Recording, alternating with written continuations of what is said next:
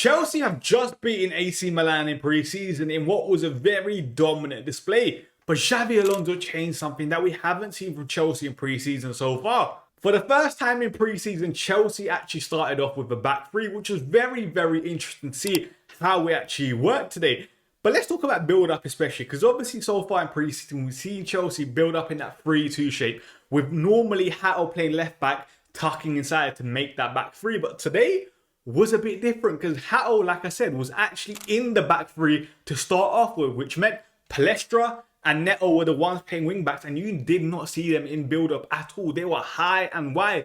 And we've seen Chelsea's main objective so far when they're building up in that shape is to find that free man in the middle.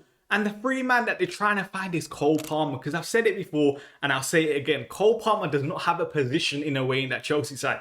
He has that free role, and Chelsea are trying to break those lines to try and find Palmer just to get him the ball as quick as possible and for him to turn to try and find Palestra, try and find Neto, who are in isolated situations out wide. And we saw that work quite well for Chelsea today. And I'm just thinking, Chelsea, obviously, we've seen them try to find Palmer on the right-hand side in build-up. Imagine where Morgan Rogers is back, who can drop deeper, who can then carry the ball forward. It could work extremely, extremely well. But a lot of positives for Chelsea in that build-up. I did think the centre-backs at times could have been a bit braver in trying to find Palmer with those line breakers. And I was just thinking today, Levi Colwill, he's such a big miss to that Chelsea side because he is so comfortable on the ball in terms of breaking those lines. When he's back, Chelsea are going to look really, really good in that aspect of things. Talking about centre-backs, I have to mention Josh Akpong today. The only thing I can say is wow. Genuinely wow. What a performance. Because he was playing in the back three today at right centre-back, and he had a very, very difficult task of having Rafa Leao down that side. Now, Leao's always going to look bright in games no matter what people say about him. And to be honest, today was no different. He had moments where he looked very, very threatening. But Josh Akpong was just following him so well in that right centre-back role. He obviously has a bit more freedom to obviously push on. When Leao was dropping deep, Akpong was literally following him so well. And there was also a point in the game where the ball went in behind. Akpong's 6'3", guys. 6'3". He's in a foot race with Rafa Leao and he keeps up and makes a block.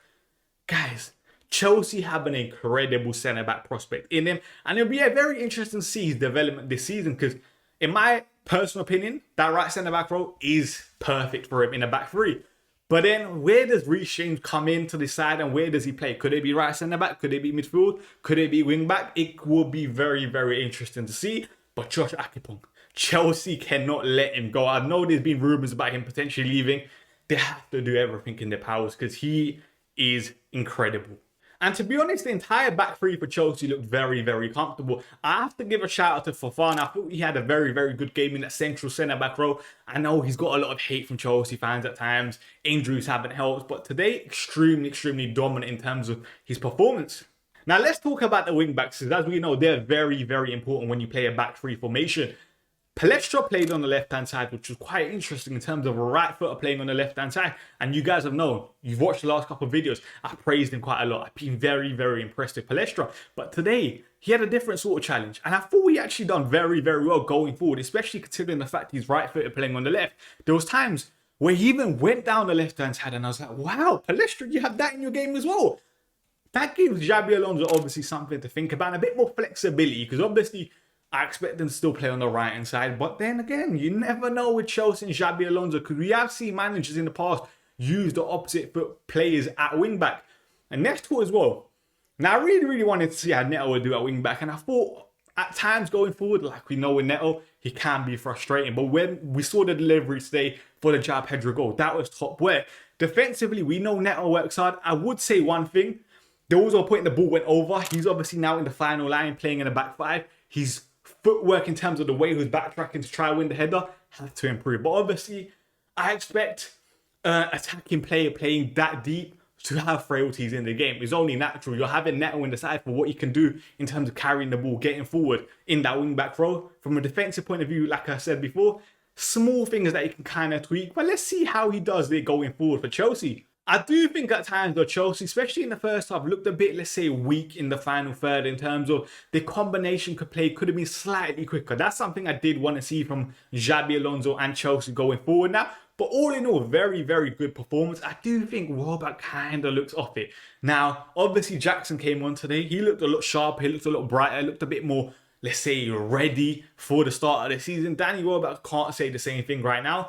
But overall, I think Chelsea will be very, very happy with that performance. Caicedo, by the way, I feel like I always have to mention it in every single video that I do.